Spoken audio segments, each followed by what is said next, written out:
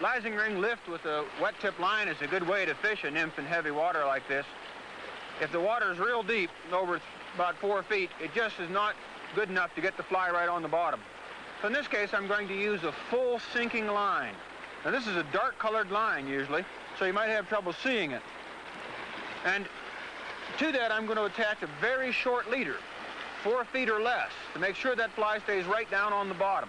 And a heavy tippet, make sure it's at least 3X. And then we'll just cast it the same way that we did with the lysing ring lift. Now this is called the Brooks method. It's just like the lysing ring lift, except we're going to use a full sinking line. And as the line comes down, lower the rod tip. Cast up, lift it like this, take the belly out of the line so the fly doesn't get dragged, drop it like this, and allow it to swing. One of the advantages of the Brooks method is that it keeps the fly close to the bottom even while it's swinging across. And in deep, fast water like this, that's very essential because the trout won't move more than a few inches to take that fly. When they do take it, they usually take it quite hard, so be ready. Adult stoneflies are easily recognized because they hold their wings flat along the top of their bodies. When they've mated, the females return to the river and lay their eggs. If there are many of these egg-laying adults on the water, then you can be sure that the trout will take them. The rise to a large stonefly adult is spectacular. It looks and sounds as if someone had just tossed a bowling ball into the river. Under these conditions, this is a good fly pattern to use, if you can get your hands to stop shaking long enough to tie it on. You can fish this adult imitation in any direction that you need to get a good drift over the fish. I often use the induced rise method, that is, twitch the fly just a little bit after it hits the water and then let it float dead drift over the fish. This usually calls the fish's attention to the fly.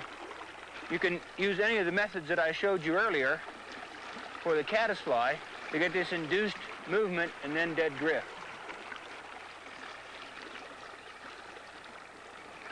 When there aren't any hatches, you can fish riffly water like this with a dry fly. Bushy patterns such as this Hairwing Adams and this Royal Wolf would be a good choice for this fast water. They float well and can be seen easily by both fish and fishermen. You might also choose a stonefly nymph or perhaps a generally suggestive pattern such as a woolly worm or muskrat nymph. You can also fish with a minnow imitation.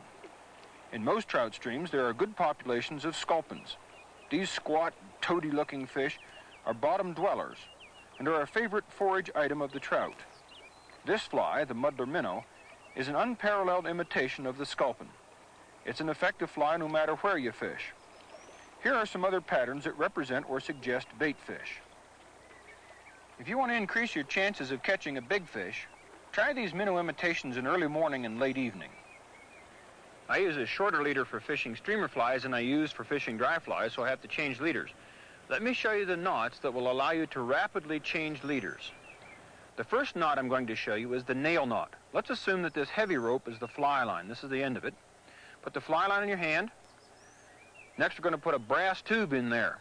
Now, you can just get these small brass tubes at the local hobby store. Then, this blue rope will represent a piece of 25-pound test monofilament. Make a loop in the end of it like that and place it in your hand with the loop next to your little finger. Take the short end of the 25-pound mono and wrap around the fly line, around the tube, and around the long end of the mono. Each time you go around, put your finger on it so it doesn't slip. In the real mono, you go around about 5 times, and after you've made the 5 turns, pull the long end of the mono to draw out the loop. Pull it tight. Push the tube back down to the knot and insert the short end through the tube. Turn your hand over and pull out the tube, and there's the short end. Pull that tight. Pull the long end tight.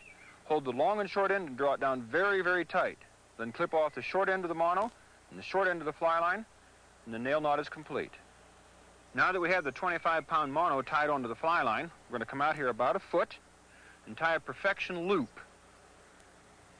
Bend the short end back under the long end, make one loop, pinch that, go around, make another loop, pinch that, go through between the 2 loops with the short end, reach up through the first loop, grab the second loop, pull it down through, and draw the knot tight. Then cut off the short end right up against the knot. This piece of 25-pound test mono is called a connector, and it stays permanently attached to your fly line.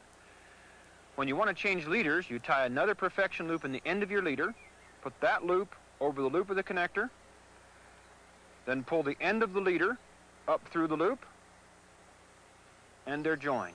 When you need to change leaders, just back that out, take off the old leader, and put on the new one. Let me show you what it looks like with the real thing. There's the nail knot, there's the connector, there are the two perfection loops, and there's the leader.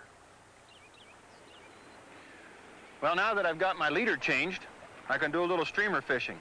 There are a couple of very good ways to fish streamers. First of these is the broadside float. For this, I normally use marabou flies or strip leech or some other fly that moves and undulates in the water. This tactic presents the fly to the fish in a broadside fashion so that the fish sees the entire silhouette of the fly. And since the fly is coming down the current broadside like this, it looks like a wounded minnow. The objective is just to cast out there, cross the currents like this, and let the fly drift along. If you've got problems with drag, you can use that reach mend like this. Just let the fly drift. When it comes to the end of the drift, you can work a little bit, move it like this, like it's a crippled minnow darting and dashing in the current. In relatively uniform flowing water like this is perhaps the best technique for fishing a streamer fly. I use a floating line, and sometimes if the water's very deep, I may put on a wet tip to get the fly down a little bit further. The second streamer tactic I want to show you is a down and across approach. This is an especially good way to fish with a muddler minnow.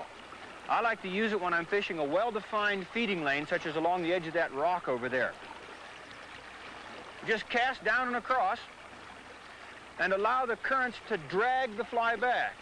Because the current bellies the line, it'll orient the fly sideways and again provide a sideways silhouette for the fish to see. And because the current's pulling the line, it'll look like a minnow that's trying to flee from the trout.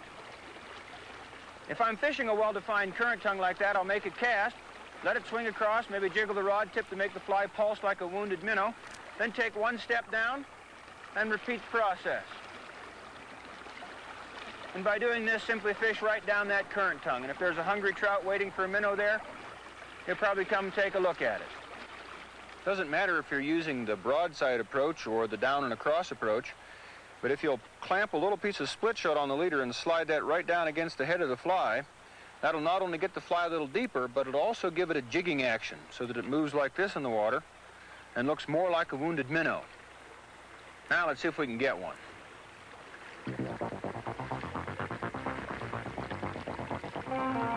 The techniques and concepts I've presented in this tape will help you catch more fish more consistently.